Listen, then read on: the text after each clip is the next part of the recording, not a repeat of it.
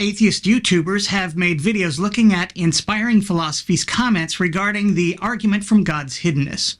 All very fine videos, to be sure, but I wanted to take my own swing at Michael Jones' thoughts on the matter, because I find them incredibly revealing of the entire apologetics industrial complex and, more broadly, believers in general. How do you respond to the hiddenness of God, this argument? And I'm not going to get, you can still man it for me, but the idea being, if God exists and wants me to be saved, and I need to accept that salvation in some capacity, then I need to first at least know that he exists. Mm-hmm. And yet there are atheists who really would believe in Jesus Christ and God if they could. Would they? Yes, Michael, I would. Because for many of us, it's not the power of Christ that compels us. The power of Christ compels you! The power of Christ compels you! The power of Christ compels you! It's the evidence.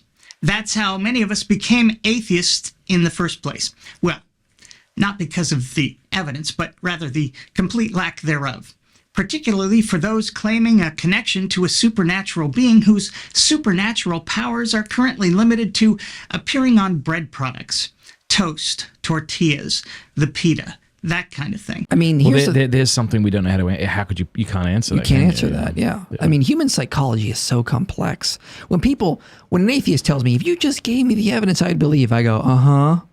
That's not how your brain works. That's not how we work as humans. Michael is dead right, or maybe in his case, resurrected right. That's not how the brain works. We are not born to think critically, to examine the evidence and make dispassionate decisions based on that evidence. For that, you need a good deal of training, discipline, education, and the idea that such a thing is good and valuable. Because it doesn't come naturally. And Christianity does nothing to help, nor does it even teach the value of thinking critically. On the contrary, in Sunday school, the religious aren't teaching these skills to kids. They're not giving their kids the cognitive tools to investigate and reach their own conclusions. No, they're indoctrinating the f*** out of their kids with what to think, rather than how to think. But they have to, don't they?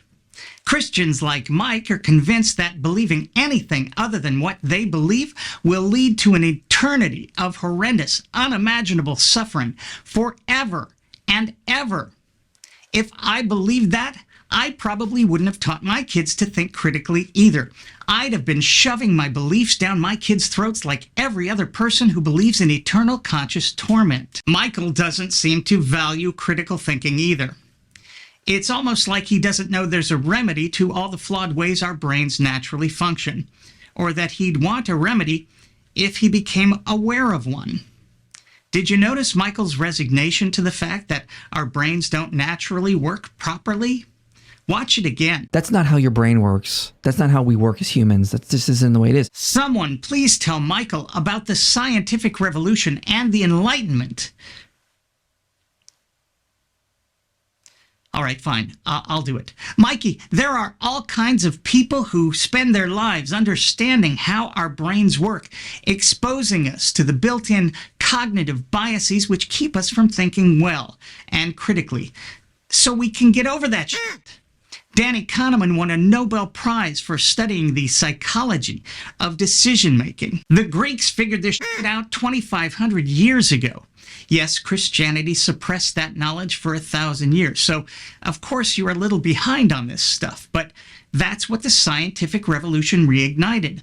An interest in thinking critically and putting our various cognitive biases, what Francis Bacon called idols of the mind, to the side in pursuit of what's true and real. We can all learn to think rationally and critically. We can make it so that our brains work in ways which they don't naturally work right out of the box. There is an upgrade path, Mike, but there's a good deal of cost involved if you want to move forward. First off, you'll need to prepare for some loss, especially if your current worldview is filled with magic and candy canes and rainbows and cotton candy and the happiest possible ending ever imagined. Well, for some, for the few. The very, very, very few. That's where the skeptic and non-believer like me has the advantage. People like me, Mike, we're all out of magic and candy canes and rainbows and happy endings. That liberates the brain from exactly the kinds of cognitive biases you rightly point to. And that's what we'll talk about next time in part 1 of this 2-part series. Until then, I'm me. Thanks for watching.